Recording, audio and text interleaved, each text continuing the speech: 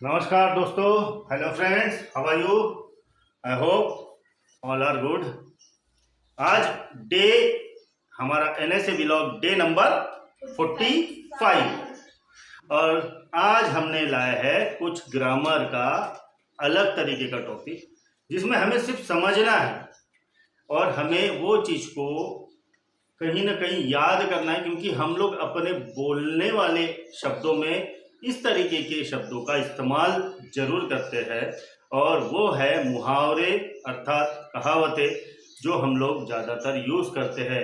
Example के तौर पे जो हिंदी में हम लोग यूज़ करते हैं, घोड़े बेचकर सोना। घोड़े बेचकर सोना है ना, गहरी नींद में सोना, है ना। अकल पर ताला लग जाना यानी कि सोच विचार करने की क्षमता खो देना। इस तरीके के जो मुहावरे और कहावतें होती है तो उसे ही इंग्लिश में कहा जाता है आइडोम्स। और उसमें भी एक इंटरेस्टिंग ये है कि मैंने कलर आइडोम्स लाया हूँ। अभी कलर आइडोम्स क्या होते हैं, ज़्यादातर बेसिकली ये चीज़ों को हम लोग कहीं ना कहीं सुने होंगे और कहीं ना कहीं यूज़ करते हुए देखे होंगे, लेकिन हमने खुद अभी तक यूज़ नहीं किया। लेकिन उसमें से कुछ है जो हम यूज़ करते हैं लेकिन हमें एक्चुअल उसका जो मीनिंग है, यथार्थ जो है, वो हमें नहीं पता होता है। तो उसी के लिए आज मैंने कुछ आइडोम्स, और बहुत सारे आइटम्स है, मैं आज 10 लिया हूँ क्योंकि मेरे पास बोर्ड में ज़्यादा जगह नहीं थी, तो इसलिए मैं 10 लिया हूँ। और ये आइटम जब तक ख़त्म नहीं होंगे तब तक हम ये वीडियोस अगले व्लॉग में बनाते रहेंगे। तो आज मैंने 10 लिया हूँ और 10 के मीनिंग भी लिखा हूँ ताकि आपको समझ में आए कि आइटम्स के मीनिंग क्या होते हैं और हम लोग कहाँ और किस तरीके से वापर सकते हैं।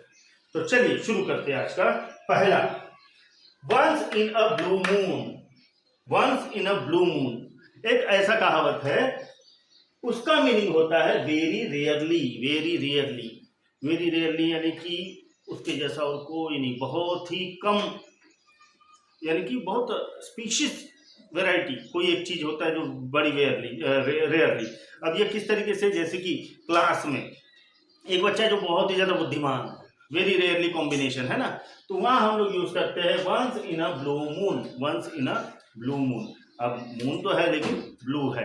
अब ऐसा तो कभी नहीं होता है, लेकिन हो सकता है कभी कभी कि सन की लाइट्स की वजह से कुछ मून के कलर में चेंज हो, है ना, तो once in a blue moon हो जाता है। यानी कि क्या होता है कि कभी कभी चांद अपना कलर चेंज कर देता है। तो ये कभी रेयरली कॉम्बिनेशन है, रेयरली ये चीज़ें होती है, घटनाक्रम होती है। तो हम लोग ये आइटम्स तब यूज़ करेंगे जब हमारे सामने कोई घटना रेयरली हो रही हो, या तो कोई चीज़ हमें ऐसी दिख रही है जो बहुत ही दुर्लभ है, तो तब हम लोग यूज़ करेंगे ये वाला।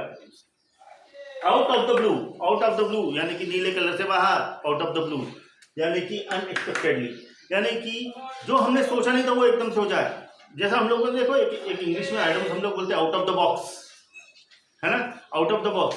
Just think out of the box यानी क्या होता है, सोच विचार करो out of the box. Box यानी क्या, हमारा मस्तिष्क।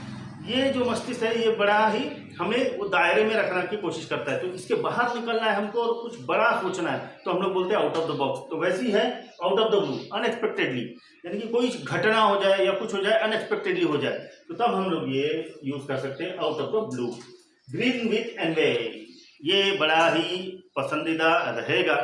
Green with envy, very jealous. अब ह्यूमन टेंडेंसी है हम लोगों की, हमें जलन तो होती है, फूट फूट कर भरी होती है। अगर हमारे में जलन अगर नहीं है तो हम लोग इंसान नहीं है ना। ये हमारा एक मेंटेलिटी होती है, हमारा सोचने का तरीका होता है। जब भी कोई जलन वाली चीज हम लोगों को बोलना है या किसी को बताना है तो हम लोग यूज कर सकते हैं ग्रीन विथ एनवे यानी वेरी जेलियस। चौथा आता है ग्रीन लाइट। अपने इंडिया में ग्रीन लाइट की जगह हम लोग बोलते हैं ग्रीन सिग्नल मिल गया। ग्रीन सिग्नल मिल गया यानी परमिशन मिल गई, है ना। तो यहां भी वही मीनिंग होता है ग्रीन लाइट का, परमिशन टू स्टार्ट, कोई चीज को स्टार्ट करने की परमिशन लेना यानी ग्रीन सिग्नल अर्थात ग्रीन लाइट लेना। तो आइडोम्स में ग्रीन लाइट होता है, ग्रीन सिग्नल हम लोगों ने बनाया है, वी आर इंडियंस, और हम लोग कोई भी चीज को तोड़ मरोड़ के बना सकते हैं। पांचवा है रेड हैंडेड। ये तो हम लोग कॉमनली यूज करते हैं। देखो हिंदी में हम लोग बोलते हैं रंगे हाथों पकड़ लिया, है ना, पुलिस ने चोर को रंगे हाथों पकड़ लिया। रंगे हाथों की जगह ये है रेड हैंडेड, इंग्लिश में इसे कहा जाता है रेड हैंडेड।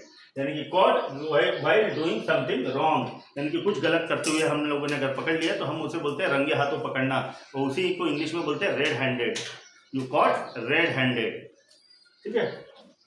सी रेड यानी कि देखो आप लोगों ने कोई कार्टून देखे होंगे, किसी को गुस्सा है तो उसका चेहरा पूरा लाल हो जाता है ना, तो लाल हो जाना यानी क्या, गुस्सा होना, अत्यधिक गुस्सा होना, यानी कि बहुत ज्यादा गुस्सा होना, तो उसे हम लोग कहेंगे सी red, become very angry.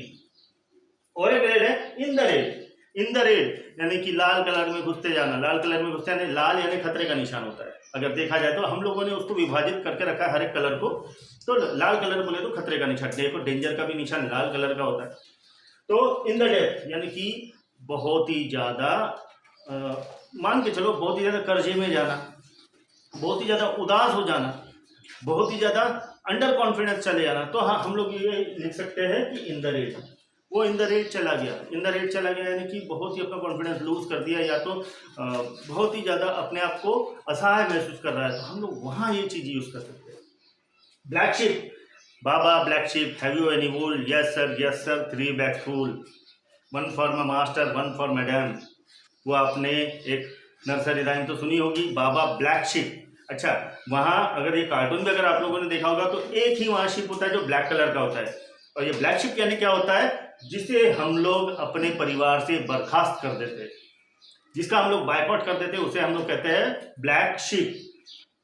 Disapproved family member, तो हमारे फैमिली का मेंबर तो होता है लेकिन हमने अब उससे रिश्ते नाते तोड़ चुके होते हैं, तो उसे हम लोग बोलते हैं black sheep. Black and white, अब हम लोग ये हिंदी में यूज करते हैं काला चिट्ठा, हम तुम्हारा सब काला चिट्ठा खोल के रख देंगे, यानी कि तुम्हारी हर चीज का सबके सामने हर चीज तुम्हारी बता देंगे, तो वही है यहाँ क्लियर एंड डेफिनेट, यानी कि हर चीज को क्लियर करना और सटीक तरीके की जानकारी देना, उसे कहेंगे हम लोग ब्लैक एंड व्हाइट। तुम्हारा काला चिट्ठा हम लोग सबके सामने खोल देंगे, तो हर एक चीज का एक मीनिंग होता है, तो इसका मीनिंग है क्लियर एंड डेफिनेट। ब्लैकआउट, ये तो हम लोग यूज करते ही है, अरे अंधेरा हो गया है ना, ब्लैकआउट हो गया, ब्लैकआउट हो गया यानी कि लूज कॉन्शियसनेस, यानी कि समझ लो कि आगे वाला बेहोश हो रहा है, तो उसे हम लोग ब्लैकआउट बोल सकते हैं। या तो आगे वाला पूरा कंफ्यूज हो गया, उसे कुछ भी समझ में नहीं आ रहा, तब भी अरे are you out of mind, ये हम लोग बोलते हैं are you blackout.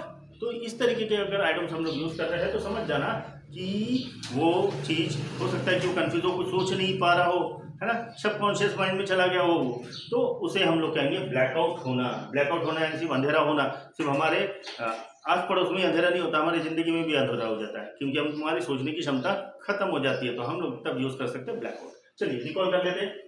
Once in a blue moon, out of the blue, green with envy, green light, red handed, see red, in the red, black sheep, black and white and blackout. ऐसी मजेदार items आप लोग use कीजिए और अपने English को और ज्यादा मीनिंगफुल, टेस्टफुल, कलरफुल बनाइए, और इसी के अगले पार्ट में हम लोग मिलेंगे, NSA व्लॉग नंबर 46 में मिलेंगे। तब तक के लिए 46 में हो सकता है मिले या ना मिले, हो सकता है 47 में मिले, लेकिन जरूर हम लोग ये आइटम्स का अगला पार्ट लेकर आएंगे। तब तक के लिए स्टे ट्यून्ड एंड जय हिंद।